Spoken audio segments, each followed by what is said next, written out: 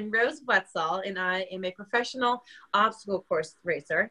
And I do Spartan races, and I do American Ninja Warrior.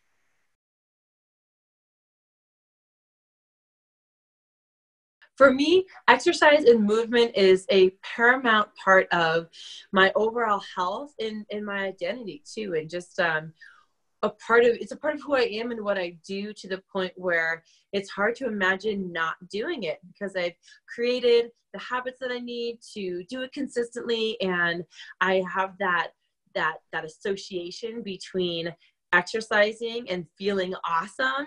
So that keeps me motivated to do it when, it's kind of rainy outside and stuff. But yeah, exercise and movement are just, they're just such an integral part of my day and who I am. And yes, I love racing. Yes, I love, challenging myself, but I also just love to move, and I love to feel strong, and I love to feel fast, and it helps me feel capable in all aspects of my life.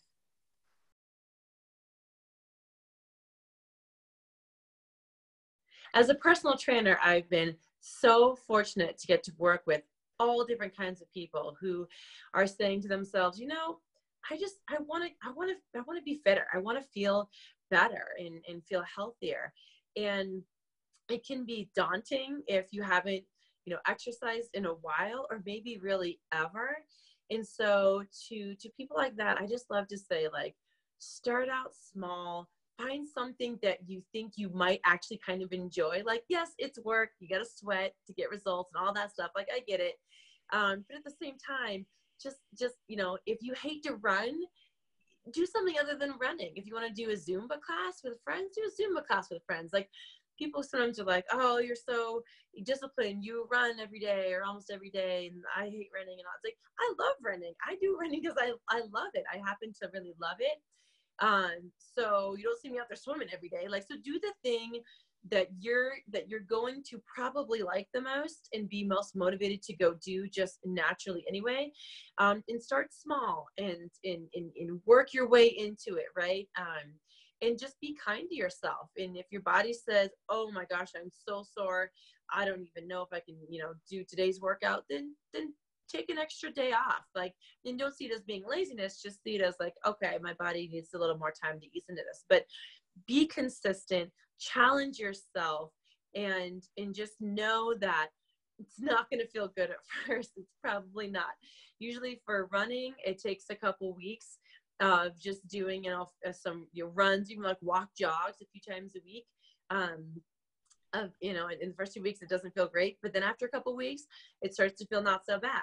And then a couple of weeks later, it's like actually almost kind of feels good. So just remember, like, be kind to yourself, and try to choose something that at least sounds somewhat interesting to you, and find friends to do it with. They can help hold you accountable, and that's, helpful. Personal trainer if you want, but like, just know that there are many paths to the same destination. And if you're just looking to get fit and feel better, you choose the path that's going to work for you.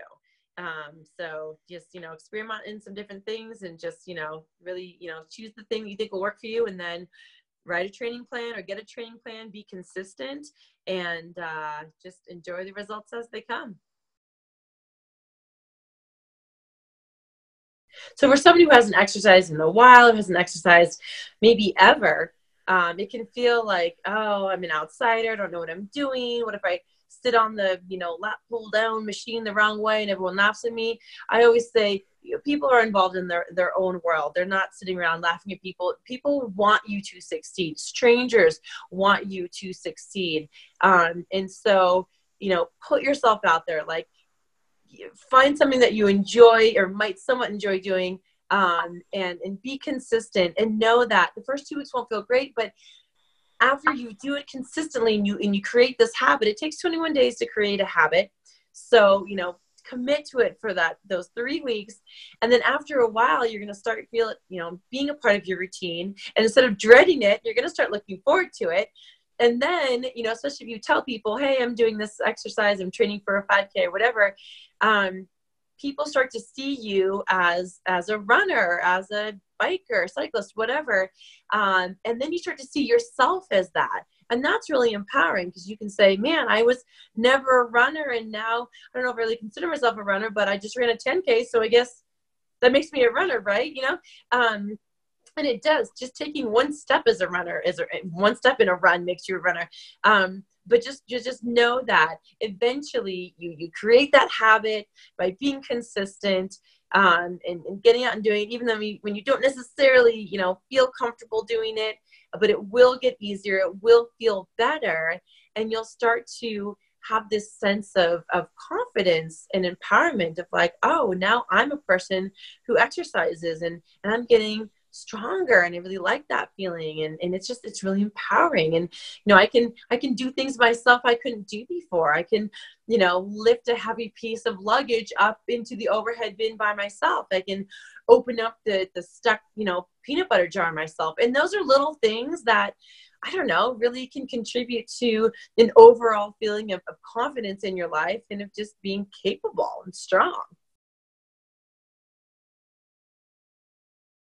So we all have issues with motivation at some point in our lives. I mean, it's just part of being an athlete, and being human, right? And so for me, whenever I've had an issue with motivation, like after I had my child and I, was exhausted, my baby woke up 3 to 5 times a night, and it did not make training easy. And so I decided that I just needed a lot of reasons.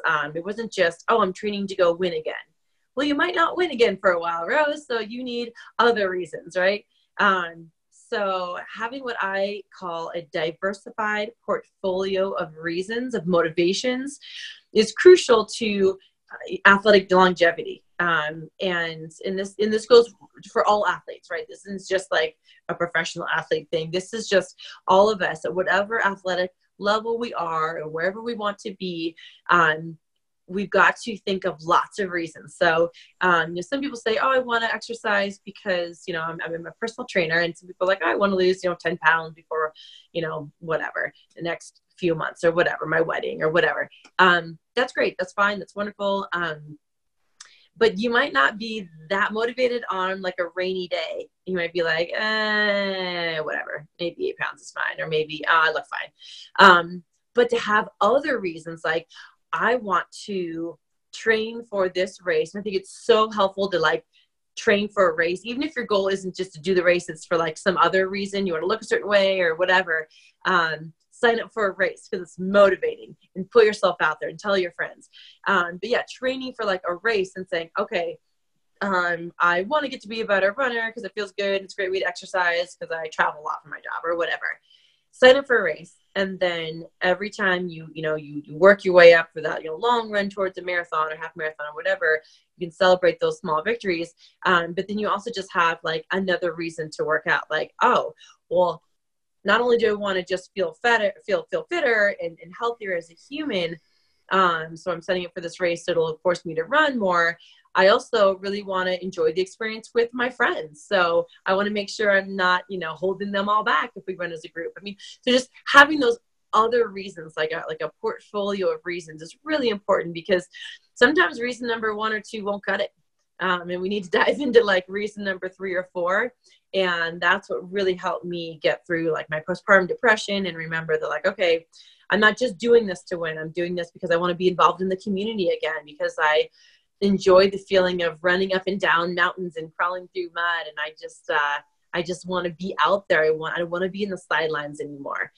So that's really helped me. And as a personal trainer, that's helped a lot of my clients too, to stay motivated. A lot of people exercise and move so they can, just, physically get stronger, faster, look better, feel better, all that. And that's helpful and great. Don't get me wrong. But something that I've found that is so helpful is just how good it makes me feel mentally. Just to be able to like go out for a run and get an endorphin boost and feel free. And I like to say that when I'm running, especially when I'm running hard, it's like a vacation for my mind. And it's just, whatever thoughts I have, going around my head, my to-do list, my whatever, I can just like put that down and go and go outside, like like a little kid excited to go to recess and just really enjoy it. So it's yeah, it's just a really important part of my life, and it's something that I've been able to, you know, just see as a foundation for being the best human that I can be.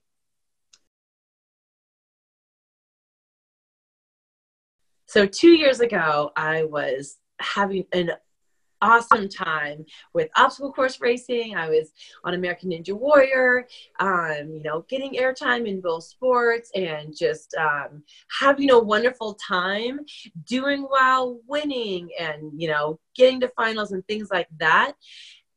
And then I had a baby, and I really wanted to have a baby. So that was great.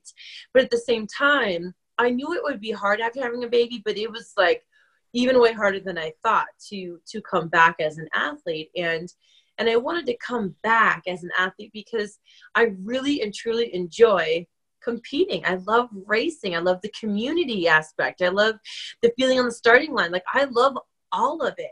And I knew I didn't want to necessarily like wait to have a baby till I was older, but at the same time, you know, I was in my prime, and I wanted to just, you know, extend that as long as I could, but then also have a baby. And I think a lot of women think, oh man, I really love my sport. I'm, you know, in the height of my career. I'm having a great time. But I also want a baby, so I have to choose one or the other. And I just wanted to show that it's possible to do both if you're willing to work hard, like really, really hard. And it was tough. I mean, I'm not going to lie. It took so much out of me as far as like, I had to stay on top of my motivation. I had to have lots of reasons to stay motivated. I had little quotes up. I had pictures that were inspiring up. And, you know, I moved to Colorado 2 months after having my baby because I thought it'd be the best place to train. But then I also wasn't around my support system. So that made it tough too. And I just remember like going for runs and thinking, oh my gosh, I'm so much slower and weaker than I was before. Am I ever going to get back to that just confident, fast, strong feeling? And one day I was going for a run, and I had all these watches. Like, it's like 4 different watches that I either couldn't find the charger to after the move, or had a broken battery or something. And I had one last watch I was running with, and it broke on me, like mid-run, straight up broke out of the blue. And I was like, you have got to be kidding me. I was like, are you trying to make me quit and just throw my goals aside? And instead I decided to take it not as a sign to quit, but as a sign to run without a watch and not pay attention to my time or my pace or anything, and just embrace that feeling of what I can do. Like, maybe I'm not running at the pace I want to be at or the length of time I want to be going for, but I can run. And I'm lucky to be able to do that. And so I just kind of embraced this sense of gratitude for what I could do as opposed to what I couldn't do. And in doing so, it allowed me to really, you know, while going out for the runs, you know, enjoy a good endorphin boost. And I needed that because I was going through postpartum depression, because that stuff runs in my family. And so, you know, going for a run and just, instead of focusing on, oh, did I go fast enough or hard enough for this particular goal for the day? It was just like, I'm out here, look at the mountains. Here I am. I'm glad to be doing this again. And I know that if I'm consistent enough and I keep putting in the work, the results will come again. And they did. And when they did come, it was so fantastic because I appreciated it even more than before. So yeah, it wasn't easy coming back, in the same way that it's not easy when someone has like an injury and they think, oh man, I'm so far back from where I was. Am I ever going to get back to that place again? And you can. It really takes a lot of work, and just having a lot of reasons to keep getting after it, you know, really staying motivated as well as you can.